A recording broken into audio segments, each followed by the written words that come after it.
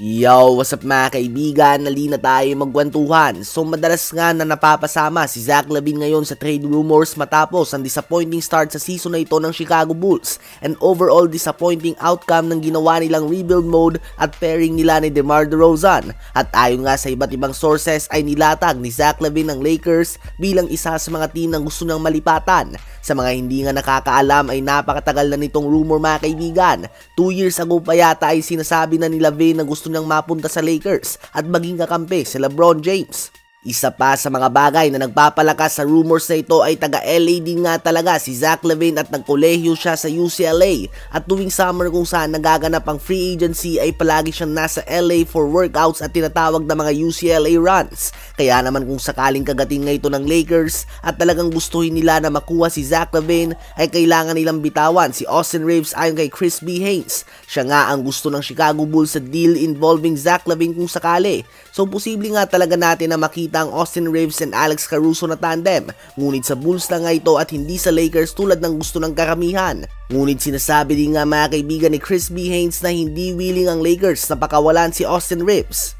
Kung ako nga ang tatanungin ay sugal ito para sa Lakers kung sakali dahil tiyak nga na hindi lang naman si Austin Reaves ang kailangan na ibigay ng Lakers dahil hindi nga tutugma ang sahod. Other than that ay isang ball dominant star din nga si Zach LaVine. Isang player ito na magaling na tagagawa ng puntos ngunit may history na sa mga injuries at may questionable defense din. Si Austin Reaves at D'Angelo Russell ay may combined na sahod yearly na mahigit kumulang $29 million. Ngunit kailangan pa nila magsama ng ibang players sa deal dahil ang 2-time slam dunk champion ay sumasahod na mahigit $40 million per year.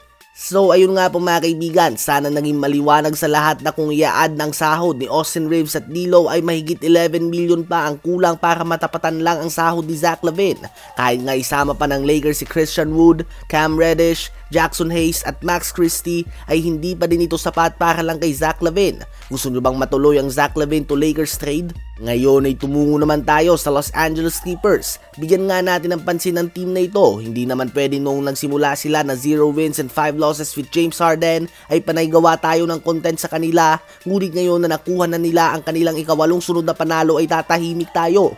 Tinalo nga nila kahapon ng Indiana Pacers sa score na 151-127 at nanguna dyan si James Harden na nagtala ng 35 points and 9 assists. 28 points din si Kawhi Leonard, 27 points si Paul George at 18.6 in rebounds si Zubac. Sa last 8 games nga ng Clippers kung saan lahat ito ay panalo, si Harden ay nagtatala ng 20.1 points and 9.8 assists per game on 51.7% shooting sa field at plus 14.9 na din siya sa plus-minus. Bukod kay Harden ay nagliliyab na din nga si Kawhi Leonard, subalit ang pinakamalaking pagbabago dito ay ang pag-volunteer ni Russell Westbrook na manggaling sa bench. Simula nga nang gawin nito ni Russ ay naging smooth na ang takbo ng kanilang opensa at isa na din sila kung hindi man sila ang pinakamalakas sa team sa NBA ngayon. Sa palagay nyo ba ay Clippers na ang team to beat sa Western Conference?